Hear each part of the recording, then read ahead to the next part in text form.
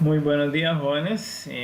Como quedamos en el acuerdo de nuestra anterior clase, eh, estoy grabándoles la temática que tiene que ver con resolución de conflictos para que ustedes puedan tener todo el contenido, ya que este no lo pudimos cubrir dentro de las clases sincrónicas. Entonces les estoy dejando este para que puedan estudiarlo, puedan tener entonces los contenidos completos y así puedan estar preparados para el examen tanto de materia de periodo como para la prueba de instruimos. ¿Qué es un conflicto? Un conflicto es un choque que hay entre diferentes necesidades o ideas que tienen dos bandos, que tienen dos personas, que tienen dos grupos. Entonces, esto puede llevar a que se presenten los conflictos. Los conflictos se pueden presentar a nivel de hogar, a nivel de roles, de pares, en los grupos que se establecen entre los niños, en grupos de estudio, en grupos de juego, en equipos deportivos, en otras instancias.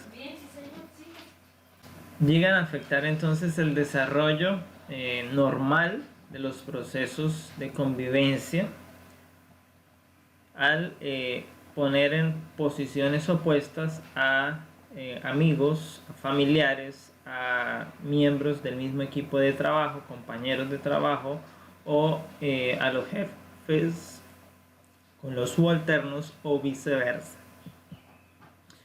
Entonces, en el contexto histórico, los conflictos no solo ocurren de manera en nuestras vidas actuales, sino que son procesos que han ocurrido en todos los tiempos. Por ejemplo, en los tiempos de la Grecia clásica, donde vivía Plutón y Aristóteles, ellos tenían una cosmovisión especial acerca del conflicto, donde lo concebían como una amenaza para el Estado.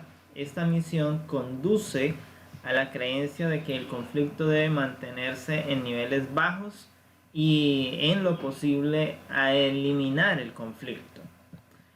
Sin embargo, otros pensadores un poco más modernos del Renacimiento, como son Hobbes y Locke, ellos teorizaron que acerca del contrato social, y en la teoría del contrato social, entonces el conflicto es parte del proceso de ordenamiento para el Estado. Para que la sociedad sea adecuada, pues hay que pasar procesos de conflicto, ya que el conflicto tiende a mejorarnos y nos ayuda a descubrir las falencias para mejorarlas. De esta manera, entonces, la crítica social que se implementaba en aquellos momentos, pues, ayudó a desarrollar unos procesos que dio garantías a los trabajadores en sus luchas que libraban en ese momento. En oposición a estas ideas está la teoría de Tales de Mileto, que planteaba entonces una contradicción, ya que en oposición al pensamiento aristotélico, donde el conflicto había que ser evitado, Tales de Mileto pues también emplea el conflicto como una medida para el progreso. Debe haber conflicto para que exista progreso. Si no hay conflicto, no se va a progresar. Era el postulado entonces de Tales de Mileto. Marsh, uno de los especialistas en temas de Estado, de política, que en muchos casos es vista desde la perspectiva del ideario o de la ideología moderna como pensamiento de izquierda, planteó que el conflicto era un aspecto importante para la formación de los grupos, para poder establecer grupos fuertes que alcancen metas, que logren objetivos. Se necesita que esos grupos pasen por etapas de conflicto, donde entonces empleen técnicas, estrategias que les ayuden a avanzar en esa creación de soluciones y alcance de metas. A mitad del siglo XX, Cocher ubica el conflicto como una forma constructiva de socialización y continuidad satisfactoria de la vida en grupo. Es decir, que los conflictos son elementos propicios para la vida de grupo, para la vida social. ¿Cuáles son las causas del conflicto? Entonces viene este interrogante a nuestras mentes. Entonces, uno de los aspectos que puede ser un productor de conflictos es los puntos de vista distintos, y pues hay una ilustración muy común que se usa por varios expositores, y es la de donde se le pregunta a un grupo de personas especializadas para que describan el objeto que van a palpar, que van a tocar, y a cada uno se le permite tocar pues una parte diferente, teniendo sus ojos vendados, de un elefante, y de acuerdo a lo que ellos palpan, pues entonces describen cómo es ese objeto que están tocando. Por lo tanto, cada cual tiene una definición diferente de lo que sería un elefante. Entonces esto es una ilustración muy válida en el campo de los conflictos. Varias personas pueden estar inmiscuidas en el mismo problema, en la misma dificultad, y sin embargo todos tienen diferentes puntos de vista, porque se están acercando desde perspectivas diferentes, desde diferentes entornos, porque sus saberes, porque su ideario, porque su acervo de conocimiento los hace diferentes, sus creencias los hace diferentes, entonces abordan desde diferente posición el conflicto. Otro elemento que puede hacer surgir el conflicto es la fidelidad al grupo o la fidelidad al líder del grupo. Entonces, si en un grupo hay diferencias y el líder es el que está planteando un proyecto, entonces hay quienes se van a alinear con el líder, y los que no, pues ya empieza entonces allí el conflicto, y habrá quienes se alineen con el grupo, es decir, con la mayoría. Esto entonces va a supeditar varias contravenencias en el desarrollo de proyectos. Otro elemento es la supremacía, el deseo de ser el mejor, el que está por encima de cada uno de los escenarios. Y en este podemos tener entonces este caso de la vida real, de la vida del liderazgo mundial. Entonces, en este momento el mundo tiene un conflicto de supremacías entre los tres líderes más poderosos del mundo. Por una parte está el presidente de Estados Unidos, Donald Trump. Por otra parte está el presidente de Rusia, Vladimir Putin. Y de otro lado entonces tenemos al presidente de China, Xi Jinping. Entonces los tres son líderes y están luchando en este momento por sobresalir, por mantener la supremacía, por ser el mejor, y en eso pues están en una cantidad de conflictos e intereses que están afectando no solo a sus países, sino al mundo entero, ya que ellos lideran pues varios acuerdos que son parte del proyecto de globalización, del proyecto mundial de comercio. Y entonces llegamos a la otra alternativa para llegar a conflicto, la competencia por los recursos. Y en este momento, en el campo de las tecnologías, en el campo de la economía, pues hay una competencia muy marcada entre Estados Unidos y China por los recursos. Todo inició en el 2019, cuando Estados Unidos empezó a vetar la compañía tecnológica china de Huawei, insistiendo que Huawei estaba usando su proceso para el espionaje industrial, es decir, que a través de sus servicios estaba tomando información sensible de Estados Unidos y la estaba llevando a China para sacar ventaja en los proyectos comerciales. China se defendió y dijo que esto no era así, que eran unas acusaciones que no correspondían con la realidad, y entonces pues de allí han venido pues varios procesos de enfrentamiento de estas dos potencias en términos económicos, y ahora con el surgimiento de la pandemia en territorio chino, pues Estados Unidos los ha acusado de ser los culpables de que el mundo se haya contaminado con el coronavirus.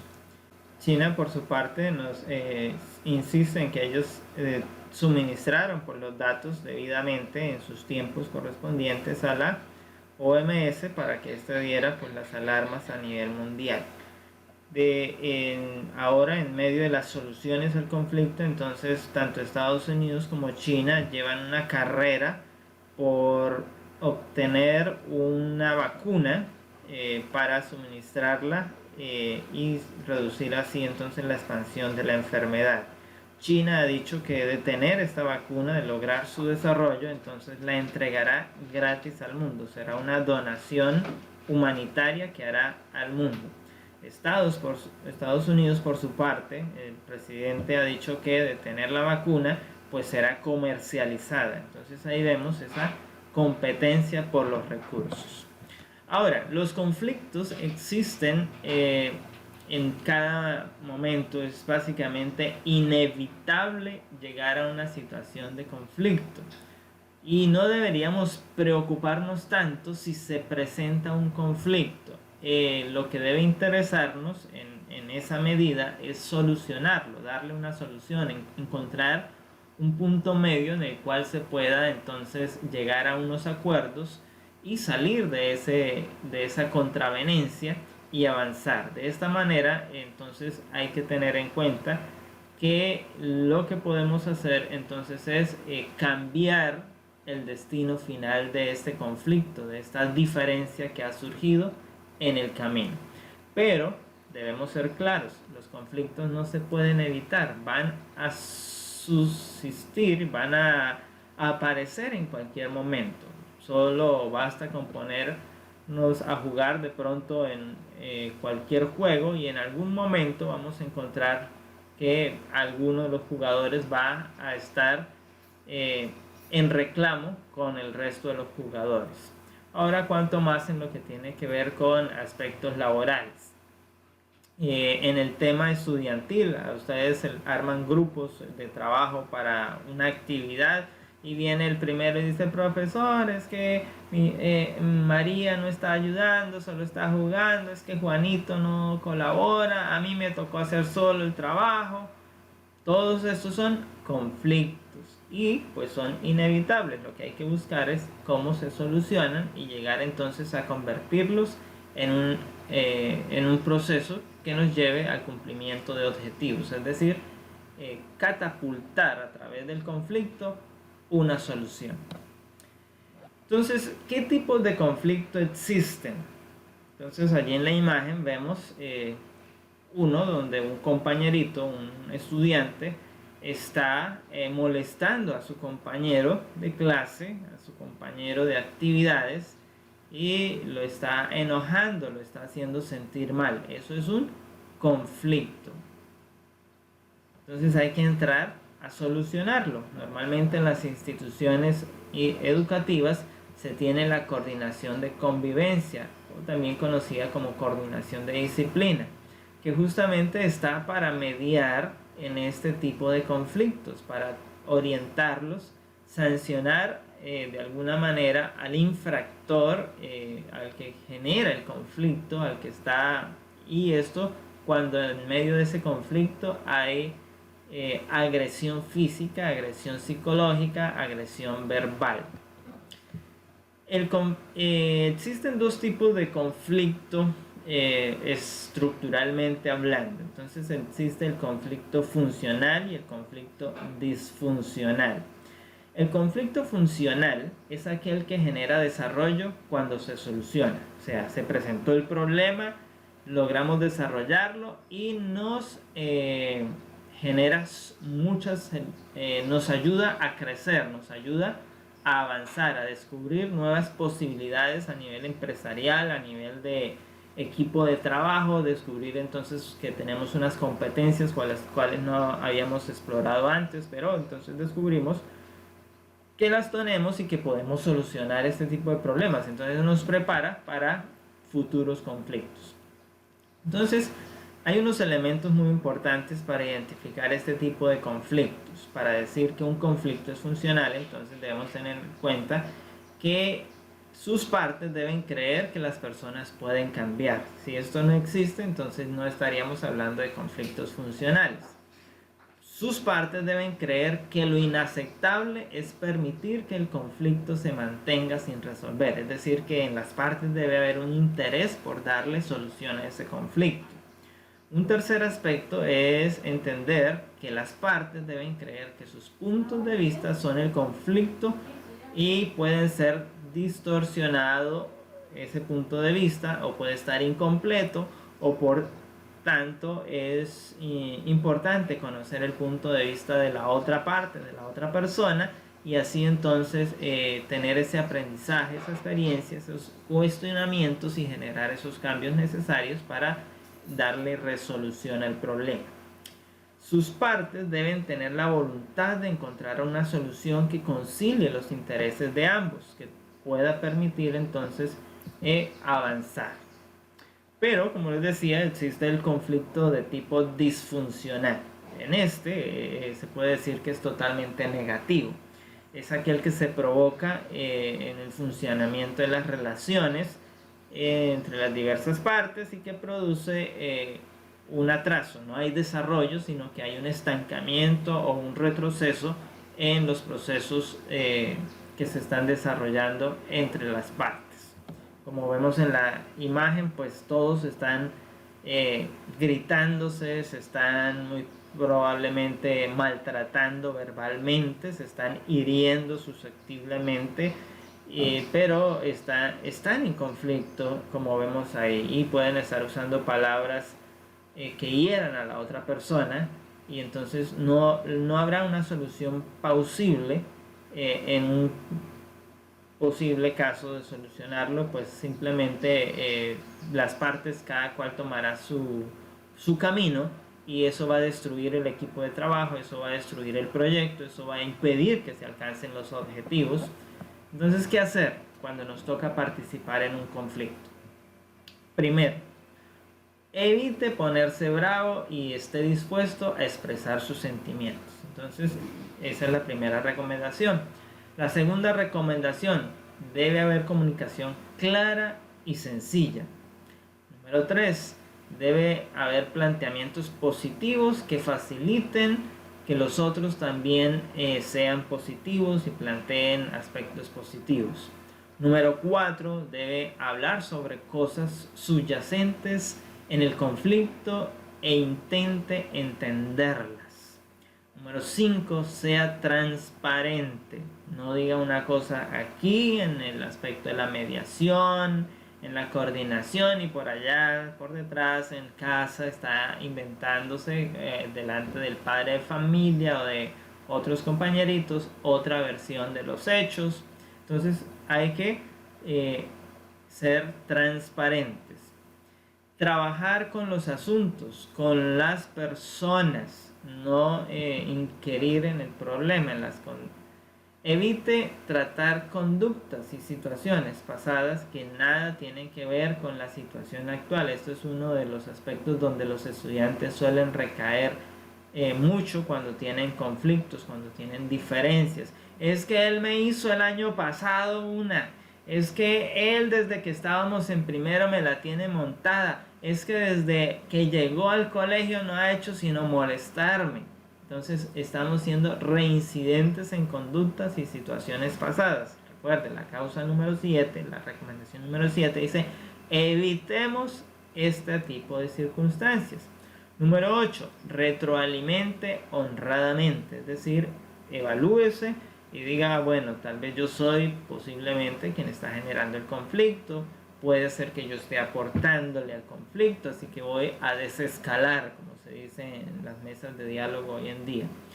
Número 9, luche porque todos salgan ganando. Entonces esta es cuando estamos ya como mediadores de un conflicto, entonces que ambos tengan equitativamente algo que ganar. No debemos evaluar, debemos solucionar. No sea superior o promueva y debemos promover la igualdad. Todos somos iguales, todos podemos tener ideas, todos tenemos poder plantear soluciones, todos podemos aprender, todos podemos aportar, aunque tengamos habilidades y talentos diferentes, pero podemos aportar nuestro granito de arena al trabajo que se está realizando, al proyecto que estamos desarrollando y a los objetivos que estamos pues apuntando a través de todos estos. Número 13, no se centre en el control, sino en el problema. Y número 14, muestre simpatía. Entonces debemos ser, muestre empatía, debemos ser empáticos, es decir, es ponernos en el lugar de la otra persona. ¿Qué pasaría si en vez de estar en mi lugar, yo estuviera en el lugar de esa persona? ¿Cómo me sentiría? ¿Qué pensaría? ¿Qué situaciones viviría? Entonces, todo esto hay que hacerlo cuando nos toque participar en un conflicto. Y ahora la pregunta, ¿cómo resolver un conflicto? Porque ya dijimos, no se pueden evitar, van a salir en algún momento. Ya dijimos entonces cómo actuar cuando nos toque enfrentar una situación de esa, pero finalmente, ¿cómo resolverlo? ¿Cómo llevarlo a la solución? Muy bien, entonces hay varios casos, varios pasos para lograr solucionar un conflicto. Número 1, debemos identificar las partes que están involucradas. Juanito, María, Pepito y Zacarías, el profesor y el alumno, o viceversa, el alumno y la profesora.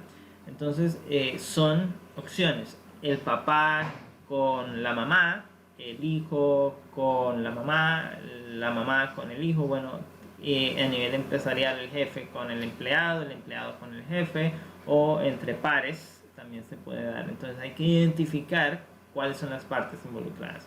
Número 2, hay que identificar el campo del conflicto. En esto se nos dice que entonces puede ser por conocimientos, por estrategias, por ideas. Bueno, hay que identificar dónde está, cuál es el campo de ese conflicto. Número 3, debemos entonces tener un componente dinámico de la situación del conflicto. Esto nos permite, debido a que una de las partes se ajustará a su propia posición de manera que sea congruente con la de su oponente o viceversa. Entonces debemos influir sobre uno para que empiece a ver la postura del otro y termine pues también entendiendo la otra parte, a su contrincante. El cuarto componente nos habla entonces del control a la solución del conflicto. Entonces de esta manera hay que evitar que el conflicto se convierta en una enfermedad. Hay personas que están acostumbradas, que ya son patológicas, a vivir en medio de los conflictos. No pueden vivir su vida si no tienen conflictos. Y hay algunos niños en el nivel escolar que ya tienen este problema, ya presentan este tipo de patología. Todo el tiempo están en conflicto, son agresivos, son también en algunos casos los que tienen una hiperactividad, entonces terminan involucrados en este tipo de situaciones, generando conflictos permanentes, constantes, con los mismos o con otras partes, personas, compañeros. Entonces existen varios mecanismos para la resolución del conflicto. Un primer mecanismo es una forma en la cual podemos resolver un conflicto, es con un movimiento unilateral, es decir, que una de las partes sea la que se tranquilice, sea la que se retire del conflicto, sea la que diga, bueno, ya no voy a pelear, voy a respirar hasta 10, voy a contar hasta 10 y voy a dejar que pase lo que pase, pero yo no me voy a involucrar más en este asunto. Entonces esa es una de las maneras. Otro mecanismo sería aplacar a las partes mediante un pago compensatorio. Esto entonces es, bueno, los dos están en problemas, entonces esto hablamos ya en términos económicos, del conflicto por intereses económicos, entonces se le da a cada uno una parte compensatoria, un estipendio, para que ellos puedan entonces sentirse que han ganado en el conflicto. Un tercer aspecto entonces es mediante un intermediario, o sea, una persona que se sienta a escuchar las dos partes, a mediar y empieza a... Él no plantea soluciones, sino empieza a través de una cantidad de preguntas que va generando, hacer ese arbitraje, esa mediación, y termina entonces logrando una negociación, un acuerdo entre las dos partes. Un mecanismo que también puede ser usado es la imposición de la autoridad. Entonces, acudimos a un ente mayor que tiene autoridad y nos obliga a acomodarnos, nos sienta, nos deja allí y nos dispone entonces ahí, que generalmente esta es una de las estrategias que más se usa en términos disciplinarios, no solo de la escuela, sino también de la empresa o de la gestión pública. Se usa entonces la figura de autoridad para sentar a las partes en conflicto. Otro de los mecanismos entonces es someterse a reglas voluntarias. Entonces, cuando hay un mediador que tiene capacidad de generar leyes, de generar normas, entonces hay ese sometimiento de voluntario de las partes. Entonces, para evitar los conflictos, las empresas tienen con sus empleados tienen contratos, entonces usted firma el contrato y en el contrato están todas las cláusulas, de manera que se prevé que no hayan conflictos. Entonces, cuando se genera un conflicto con el empleador o con el empleado, se revisa el contrato a ver quién es el que está fallando y de esa manera entonces se normativiza ese conflicto y se lleva a una resolución. Cuando hablamos, por ejemplo, de un conflicto familiar que va a comisaría de familia, entonces el comisario de familia puede sentar reglas para las partes y poner allí. Igual ocurre entonces cuando hay un conflicto por manutención, el bienestar familiar a través de la persona indicada, pues impone unas obligaciones, unas reglas. Cuando hay aspectos ya de término delictivo, entonces se acude a los tribunales y los jueces son los que determinan entonces las sanciones requeridas para los infractores o para las partes del conflicto. Una de las estrategias que debemos tener en cuenta a la hora de usar los mecanismos, pues es evitar el conflicto. Como les decía, pues en las empresas se busca evitar el conflicto. En el colegio evitamos que existan conflictos, se les da a conocer a ustedes, se les socializa el manual de convivencia para que conozcan las normas. En el manual de convivencia se han ideado pues esas normas que se prevén que se pueden aplicar en caso tal de que exista un determinado conflicto. Y entonces por eso se les dan a conocer para que ustedes pues sepan que no debe existir ese tipo de conflictos y si se llega a presentar, entonces cuáles serían los procedimientos a seguir. Entonces, pero lo mejor siempre será evitar el conflicto, aunque recuerden que eso es pues inevitable, el conflicto va a llegar tarde que temprano, siempre va a surgir, pero en cuanto lo podamos evitar, pues será lo mejor. Entonces, en esta estrategia dice que el asunto debemos evaluarlo con si el asunto tiene poca importancia o no es tan relevante, entonces ¿para qué pelear? ¿Para qué generar conflicto? Cuando no se está facultado, no se puede cambiar, entonces no involucrarnos ni a mediar ni a hacer nada, no inmiscuirnos en el asunto, dejar allá que ellos sigan peleando y yo no voy a tomar parte con ninguno de los dos, y así sean mis familiares, así sean mis amigos, pero debo evitar el conflicto.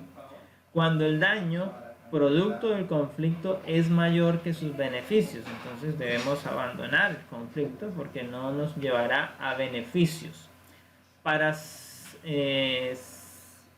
serenar, para aliviar tensiones, para recuperar la calma, debemos procurar evitar entonces ese conflicto. De esa manera como alumnos ustedes pueden llevar pues una vida más saludable para el aprendizaje, porque es evidente que cuando se está en problemas la mente se embota, se cruza, se cansa, se fatiga, porque está pensando constantemente, reiteradamente en ese conflicto, en ese problema. La mente tiende a ser entonces recurrente en las situaciones negativas, y es una de las razones por las cuales tenemos que evitar el conflicto entonces, para que nuestra vida esté serena, para que no tengamos esas tensiones y podamos en el proceso de ustedes que son estudiantes entonces tener espacios saludables para el aprendizaje desde la parte social.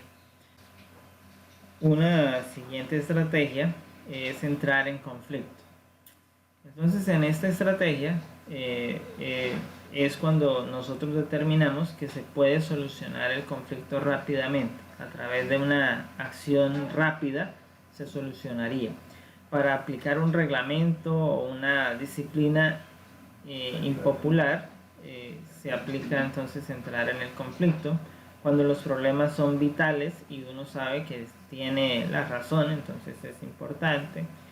Para protegerse de los que se aprovechan de la conducta competitiva, entonces es bueno entrar en ese conflicto. De lo contrario, recuerde, pues evítelo o busque mecanismos para solucionarlo. La estrategia número 3 entonces nos habla justamente de estas soluciones, la reconciliación ante el conflicto.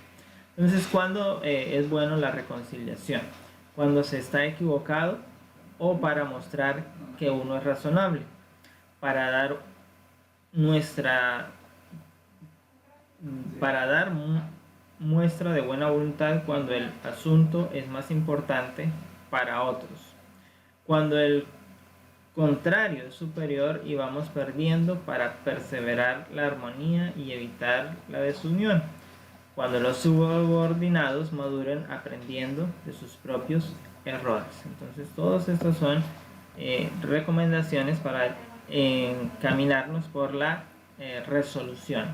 Y hay uno que se parece a este, que es transigir, es decir, es ceder, es permitir que haya una solución. Entonces esto se debe hacer bajo las circunstancias, cuando los objetivos son los que están en medio del conflicto. Entonces allí tiene que haber una solución, porque si no, no se van a lograr, y el objetivo pues es alcanzarlos. Si los contendientes de igual fuerza han propuesto lograr los objetivos mutuamente excluyentes, para lograr un arreglo transitorio, para llegar a soluciones provisionales, para dar como forma de salida cuando falla el espíritu competitivo, es decir, cuando hubo competencia pero no se logró, entonces es mejor transigir, es decir, ceder, para que alguno termine ganando y entonces se alcance el objetivo.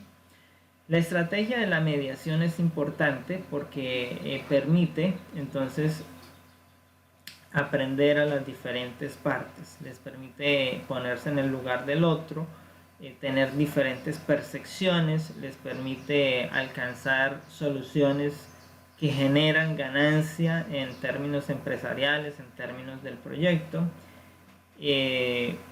permite tomar decisiones por consenso y limita las hostilidades, es decir, las diferencias, las peleas, y entonces esto permite levantar la moral y disimular el conflicto que podía haberse presentado frente a otros grupos o a otros sectores empresariales. Entonces hay que recordar, el conflicto no es malo, el conflicto no es bueno en sí mismo, es sencillamente un conflicto. Y como decíamos hace un momento, pues en algún momento de la vida nos va a llegar una etapa en la cual tendremos que enfrentar un conflicto. Y entonces tenemos que pues prepararnos, tener mecanismos para resolverlos, conocer las estrategias para resolverlos y estar dispuestos entonces a tener ese proceso. Hay que recordar que algunos conflictos nos llevan a posibles desventajas. Esas desventajas entonces nos pueden sacar de control por mucho tiempo o nos devuelven al pasado. De esta manera entonces el conflicto no es de ese tipo negativo, que no ayuda, que no genera, sino que resta, que disminuye los procesos. Los conflictos interpersonales, los que se presentan directamente entre dos personas, pueden deteriorar la disponibilidad para la cooperación y destruir los equipos de trabajo. Pueden limitar la toma de decisiones y generan desconfianza entre las personas, es decir, que van a forjar enemigos perdurables. Algunas personas sufren un deterioro emocional porque por su baja autoestima. Entonces esto afecta su motivación de aprendizaje, su motivación de desarrollo, de rendimiento, y se ven entonces reflejado en ese cansancio, en esa cariz baja, en esa pérdida de su capacidad productiva. Pero está entonces también la otra parte, las posibles ventajas que deja el conflicto. Entonces, el conflicto puede ser una válvula de escape que permita liberar la presión que había en el equipo, en el grupo de trabajo, y entonces al afrontar las soluciones, las partes logran liberar esas tensiones que habían allí, sacar esas rencores que se tenían guardados del otro, y entonces construir a partir de eso una relación más estable. Esto estimula a los seres humanos a ser creativos y a buscar mejores métodos. Es decir, cuando hay dos partes enfrentadas, cuando estamos hablando en la consecución de un objetivo, cada cual va a buscar una solución y van a buscar pues esa mejor solución. Así que entonces de esta manera estimulamos, a través del conflicto se puede estimular la creatividad. De hecho, muchas empresas utilizan justamente esta estrategia para lograr soluciones a problemas empresariales, contratando a dos personas y poniéndolas a competir para la solución. De esa manera pues reducen costos y reducen tiempo en hallar la solución. Ayuda a las partes en conflicto a lograr un mejor conocimiento de los demás y también de sí mismos. Esto es cuando las diferentes partes trabajan en común para llegar a esa resolución de conflictos. Entonces, cuando los conflictos se resuelven de conformidad para las partes, es decir, de que ambos tengan algo de ganancia, las personas se sentirán más comprometidas con la solución, lo que llevará no solo al logro de los objetivos, sino también a una interrelación más sana y más madura. Como vemos en la imagen, entonces ahora habrá sinergia en el equipo de trabajo, porque ahora se conocen aún en sus diferencias. Entonces, de esta manera, los dirigentes deben prevenir las posibles desventajas negativas que puedan generar el conflicto, anticipándose a ellos y planteando soluciones de las posibles consecuencias negativas que puedan generarse. De esta manera hay que aplicar estrategias adecuadas para que cuando surge el conflicto pueda ser manejado de manera inteligente y podamos entonces avanzar. De esta manera entonces tenemos estos contenidos que nos acercan a entender lo que es la solución de conflictos o la resolución de conflictos, entender las problemáticas y también entender cómo llevarlas a darle solución en los diferentes campos que puedan surgir. Deseamos que el Señor les bendiga y que Dios pueda guardarles durante el resto de este periodo. Recuerden, agradecemos entonces su estancia y permitirnos que puedan continuar con cada uno de los aspectos.